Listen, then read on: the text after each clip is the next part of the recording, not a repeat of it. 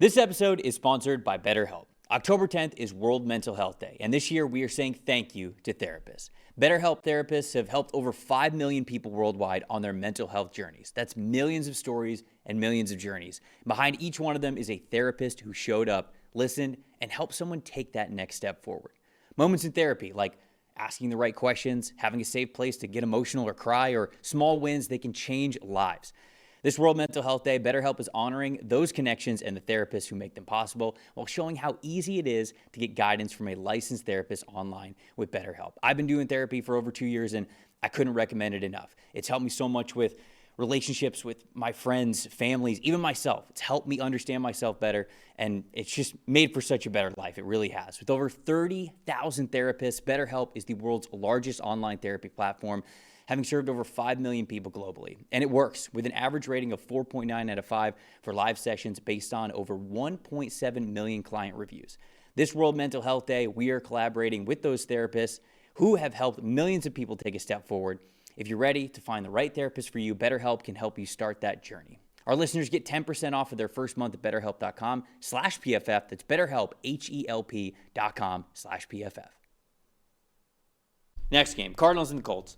Colts win this game 31-27. A lot more competitive than people maybe thought it was going to be when Kyler Murray was officially out of this game and Jacoby Brissett had to start. Top 5 graded players that we have for the Indianapolis Colts as the victors in this game. Offensive guard Quentin Nelson back on top, baby. 90.0 overall grade. Offensive tackle Bernhard Raimann with an 86.9. Tanner Bortolini, their center, with an 85.3. Edge rusher Kwity Paye with an 84.7. Defensive tackle Grover Stewart with an 81.7. Quarterback Daniel Jones in this game, a 65.5. And on the Cardinals side of things, tight end Elijah Higgins with a 79.5. Tight end Trey McBride. Look at that tight end offense. Love to see it.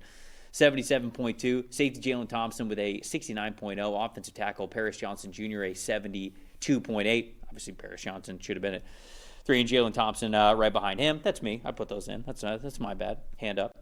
Number 5, though, Bam Knight. Sneaking into the top 5 here for the Cardinals, 68.3. Quarterback Jacoby Brissett, a 73.1. Dalton, South told the story. Oh, boy, there might be some people in Arizona mad at me. So it's funny, Trev. Every week, it feels like, on our show and on the college grade release show on Sunday mornings, I get a game where I look at it and I just go, red zone. Somebody won in the red zone. Mm-hmm. And yesterday, ironically enough, it was BYU beating the Arizona Wildcats in double overtime because they were better in the red zone. And now I've got the Colts beating the Arizona Cardinals in the red zone. The Colts, when they get their opportunities, because they're as opportunistic as any team in football, 4 for 4 in the red zone in this game, 4 trips, 4 touchdowns, 0.599 EPA per play. When they do get down in there, because they're so two-dimensional, and Jonathan Taylor and the offensive line are so good in the run game, and Daniel Jones is very precise right now in those tight windows of the field, they're scoring in the red zone. They're one of the best red zone teams in football. The Cardinals, 3 for 6, negative 0.173 EPA per play. The Jacoby Brissett interception right after the Daniel Jones interception that gifted them great field position. It was they settled for a field goal late in the second quarter, and then they got one final chance to take the lead and win this game, and they just couldn't punch it in from inside the 10-yard line. So, I mean, that's really, to me, what it comes down to is the Arizona Cardinals. I thought the Colts, 31 points, and this level of offensive output against this defense that had been struggling, and I think it was a great matchup for the Colts offense. This is about what I expected from Indy's offense.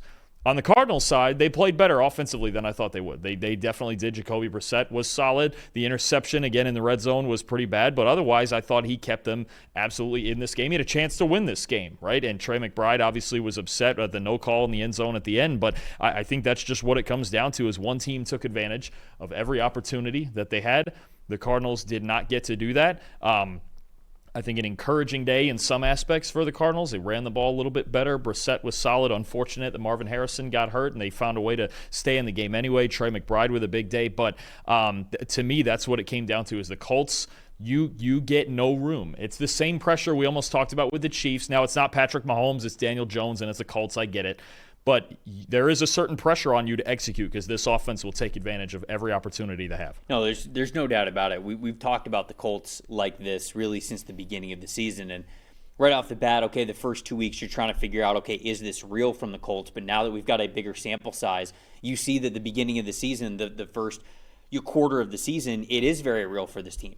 They're a very sound football team, and the margin for error for beating them is very small. You have to play a really good football team or a football game in all three phases to beat the Colts. And I think the big reason why is because they are so steady on offense, not just because Daniel Jones has done an excellent job operating that offense, but it's because the offensive line is kicking ass, man. To me, that's the stat that told the story in this game. The Colts offensive line impact blocking, 91.7 run blocking grade as a team in this game. They got back to basics, man.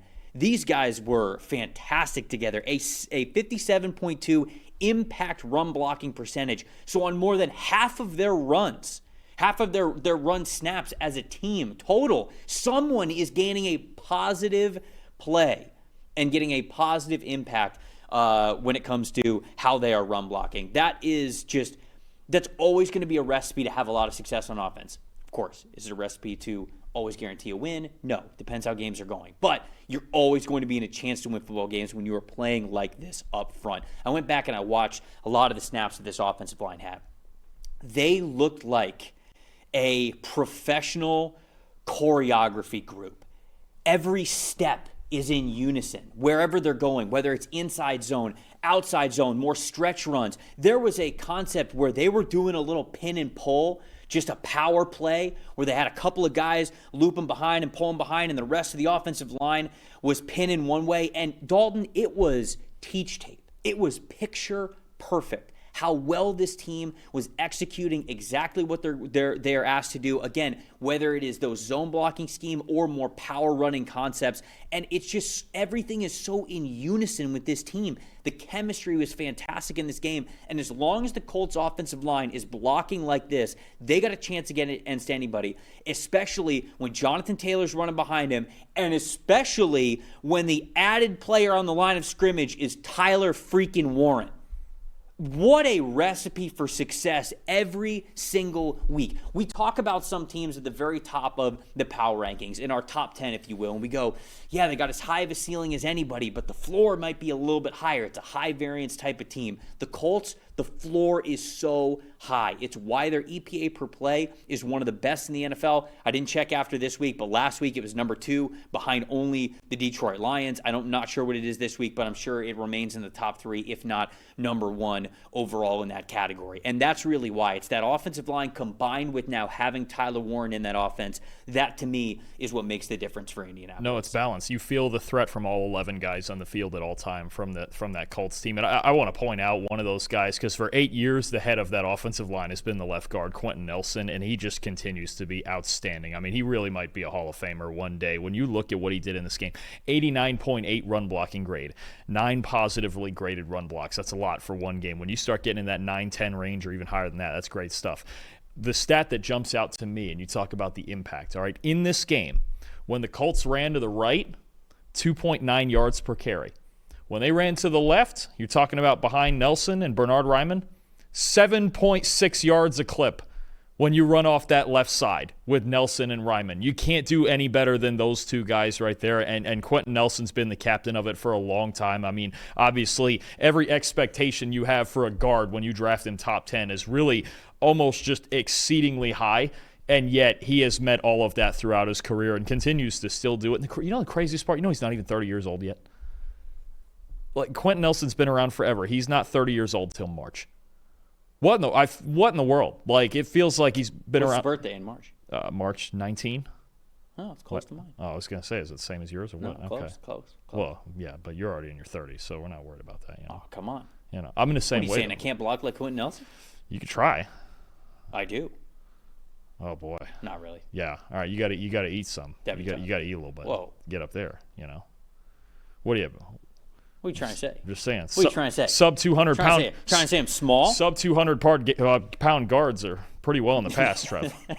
If it was, let me check that on mock draft. You're I think that's 0th percentile. I think you're about 80 years late on guards your size making it. I'm pretty sure, probably 80, if not more, maybe 100 years late on. Yeah, when that time machine comes around, I'm gonna go back and play a little football, a little professional football. You're already you getting a double wing, buck sweep, pulling around. I'm gonna introduce the forward pass. Oh, there you go. Introduce it to the Jets if you could. Yeah. The butterfly effect's going to be horrendous for the rest of the universe, but at least I'll have invented the forward pass. You'll be ahead of everybody. Super Pony's asking with a super chat, $5 super chat, which we appreciate, Super Pony. We appreciate that. Colts need to trade for a cornerback and an edge rusher at the deadline. Cornerback, I was just going to make mention of this. Absolutely agree. Now, this was weird. This game was weird with pregame injuries between Anthony Richardson and whatever happened there, and now apparently Riley Leonard's your backup for the time being. And the Trevarius Ward injury, that's the one you could feel in this game. Blasted. Yeah. But both of their corners. So you had Mekhi Blackman, who's been struggling. Mm-hmm. Remember, Xavier Howard retired after the Rams game. And now he was also bad. And so now, it's not like he was good and then retired. And in this game, you had undrafted rookie from Tulane, Jonathan Edwards, starting, making his first career start. Before this week, he had played 28 snaps total. Yeah, this team needs corners. I absolutely agree with that. Edge rusher. What corners are available? I find somebody. Corners are one of those positions where it's like the good teams don't get rid of the good ones. That's a good way to put it. That's one of our new phrases. I maybe would have thought about Jamel Dean because he's now on his last year in Tampa because they restructured his contract and he's like sort of. He can hit free agency. I'm not really sure that they could bring him back. I don't think they do. But they kind of need him now because Ben Morrison's been hurt. I mean, I think about anything, even if it's a young guy. I mean, throwing any darts at the wall, because other than Trevarius Ward, I mean, even if it's, say, I'm just throwing darts. I mean, a Deontay Banks from the Giants or just like a young guy who's struggling or something like that because they're going to need. Yeah. They're going to need. That's actually going to be the biggest question now for me. You saw in that Rams game. And I think moving forward, that is correct. The cornerback one is really concerning because how are they going to – and look in their own division. You got Nico Collins. Texans are getting hot lately. You got Brian Thomas and Travis Hunter in that Jacksonville operation. You're going to have to find a way to cover on the outside. Maybe they could still win the division in spite of that. But if they want to get further than that, I'm with it. I think they need to upgrade, especially at corner. I was disappointed that A.D. Mitchell's a healthy scratch.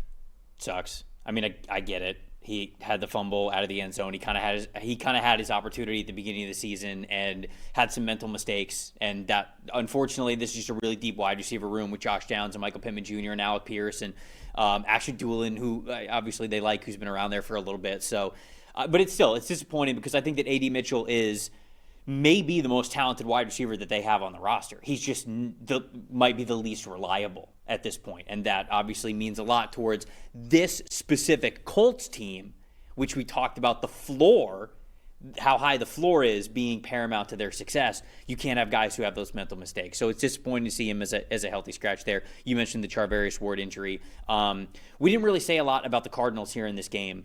I kind of think that the Cardinals are what they are a little bit, and I think it was good that Jacoby Brissett came in and showed some stability to the offense, to be honest with you. We talked about that when I saw you on Sunday before the game. I was like, hey, I absolutely think that Jacoby Brissett could sort of stabilize this offense a little bit here. But the fact of the matter is, they don't have James Conner or Trey Benson. And we've already talked about on this show that their offensive line is not a really highly impactful run-blocking offensive line. So now you're blocking for Michael Carter and Bam Knight. So, and for more than half this game, they didn't have Marvin Harrison. Yeah, the fact that this game was this close and they were 8 yards from taking the lead and probably winning it, really says something a lot about Jacoby Brissett. No, he was really good. I thought he was good in this really game. One bad throw again after the Daniel Jones interception with his own, but other than that, that's why he's been in the league so long. Little bit of it's a little bit of a hey Kyler, this is how it can look consistently. And you look at this game, 1, 2, 3, 4, 5, 6, 7 players had more than 20 yards receiving in this game. And Jacoby Brissett threw to everybody. He didn't have a favorite. He didn't have, it's working for this guy this week and it's not working for this guy this week. He threw to everybody. This was a diverse passing game plan with Jacoby Brissett. And I just don't think that we've seen that enough with Kyler so far this season. Anything else on this one before we move on? No, I